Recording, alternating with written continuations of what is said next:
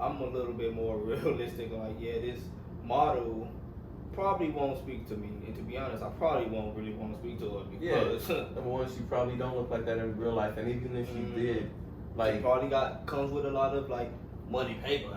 You know what I mean? That, and who's to say that she's even your type? Like, that's another part of dating. Like, you show people, it's supposed to be an extension of who you are.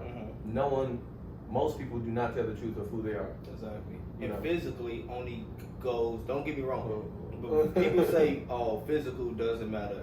It does to a certain extent. It would allow you to, step through the door. You still gotta make sure they match up. That person have to give equally to what you giving. If not, a little bit more or whatever the case may be, a little bit less, as long as you're getting something that you're okay with. But if you're going solely off of just looks, then that might be an issue. Definitely. Like you said, it's enough to get in the door, but it's not enough to sustain a healthy relationship. And to what our reality has presented us. And if you didn't know already, comparison is one of the very quickest roads to disenchantment, discontentment, and unhappiness. People naturally compare what they have to what they believe is possible or what someone else has. Before the internet, we had only TV and our imaginations to find out what was happening outside of our immediate area and what we were missing out on. Instagram and other sites like it drown us with the most beautiful faces and filters we can ever imagine on the opposite sex. And people can pretend to be whatever they want to be. So everybody's doing great, greater than you, at least on the internet. If we haven't learned to start every day with gratitude and stop comparing our lives to the lives of others, contentment can be very hard to come by. Living too much in our Quick question. Do you think once you start comparing or start thinking these comparison ideas to let's say you with somebody, you start to compare them, do you think that's a sign to say, hey, maybe I need to leave this relationship? I would say that you should be happy with them, and even if you care for them, that doesn't necessarily mean that they're satisfying your needs. Let's say you're in a relationship with a woman. So if they're not satisfying my needs, then why? Then that's the conversation that you have. It's like, you know what?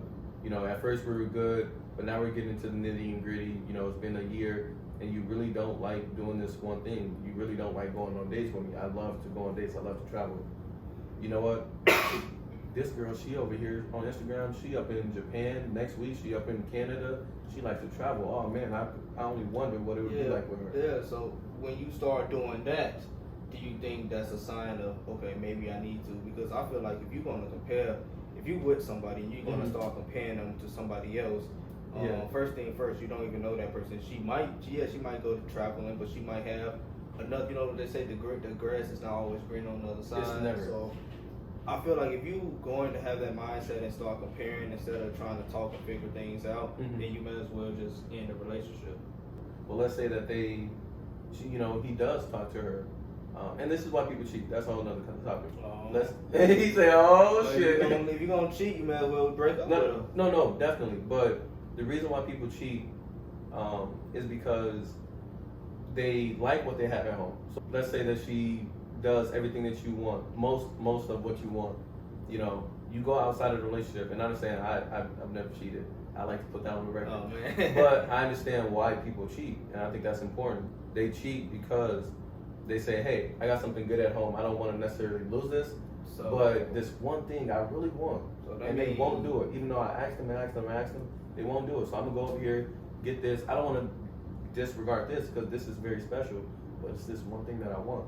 And people, a lot of the times, they indulge in what they want rather than what they need sometimes. Okay, your woman ain't doing this. Okay, so now you're going to go behind her back and cheat?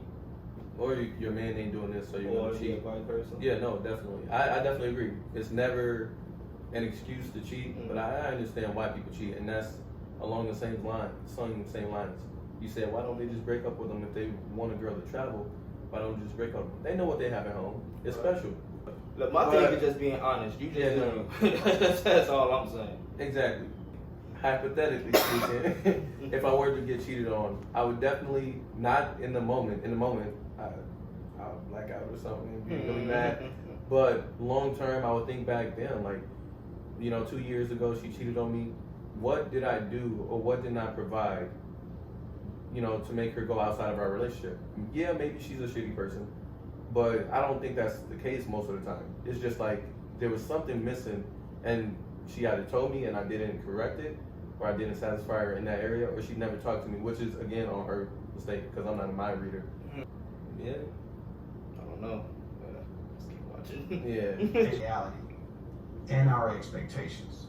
This makes no one good enough outside of our social media crushes and those who remind us of them. Another issue too is people lack self-awareness. A lot of people don't realize that they themselves aren't the equal and opposite of those they fantasize about. They haven't taken time to think about what this imagined person would want and whether or not they could fulfill those things or be great enough themselves. The level of status and attractiveness they look for, they can't provide and don't have or possess themselves often. The behavioral qualities and relationship skills that they look for, they themselves often don't possess. They don't see themselves often because many men and women's plan for a come up is by that very partner they imagine.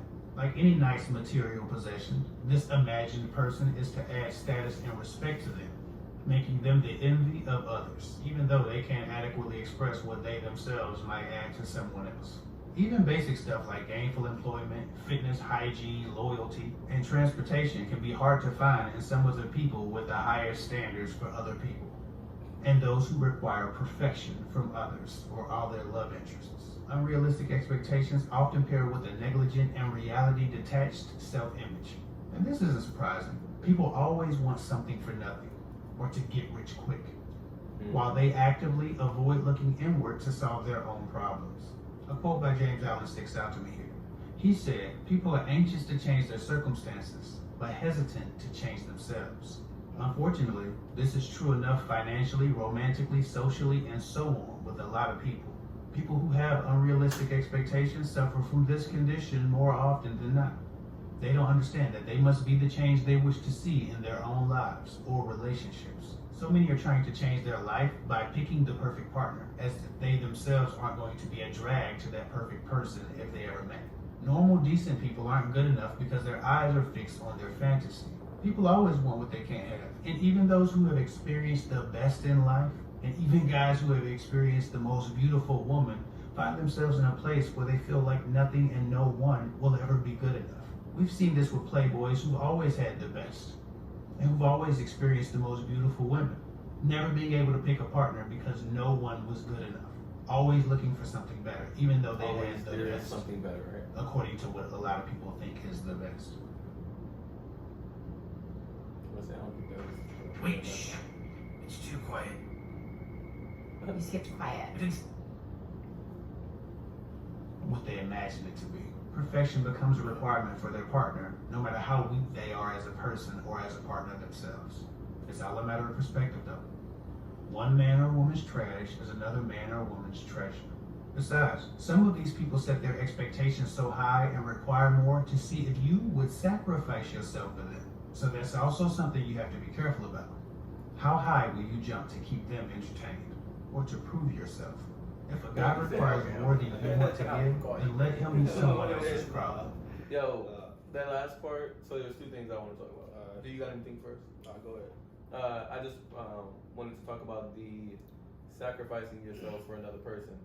So I dated one time this girl who wasn't necessarily, we wouldn't coexist. Like straight off the bat, being honest with ourselves, it wasn't like, oh, you know, give a little here, give a little there. We were two completely different people, but she was willing to low-key change everything about herself. She was like, oh, I'll change this, I'll change this, I'll change that, to be with me. And I'm like, Confused. no. Question. Is that a turn off? Like, No, some people love that. They're like, no, what? I'm asking you, is that a turn off for you? Like, somebody who essentially not, they own who they are, you know, they just, you know, oh, they doing everything to impress solely you. That's not a turn off. Or to like attend to me or yeah, that's, I wouldn't necessarily say it's a turn off, but morally I'm just like, no, because you're not gonna be who you are. Like I wanna be with somebody who's genuinely them, and then I coexist with them. She was trying to change and become this woman that I would coexist with, that I could coexist with. And she's not, that wasn't her. Exactly. That's So- the issue. That's what brings issues. Like, you trying to Exactly. pretend to be somebody else, Or even trying to sacrifice who you are for nothing. Yeah, you're not gonna generally be happy. And even sometimes, even when people say they're happy, you can tell. You know what they say?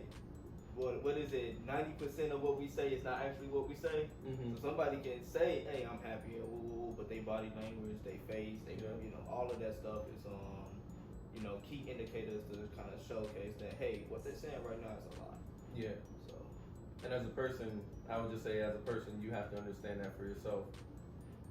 We're 24 years old. If we don't know how to talk to women or coexist with women, if we don't know subtle cues, like, oh, if a woman does this, not saying all women are alike, but people in general are kind of alike. If a woman does a certain thing, you should be able to be like, maybe she's feeling this type of way.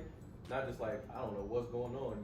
She just slammed the door and ran out after I told her don't that be I like. foolish. Yeah, don't be dumb. And he actually said it. That's my last point. You got to be self-aware. People think self-awareness is on the inside, knowing who you are as a person, blah, blah, blah. That's some of it. But another part of self-awareness is knowing who you are to other people. Okay. If that makes sense. So who I am to you is different than who I am to myself. Because we have different perceptions of who justice is, right? Okay. So I'm very self-aware. I understand how you see me as a person, as a man, and everything. How do I see? Y'all don't see. I don't want to say that. I don't see you, boy.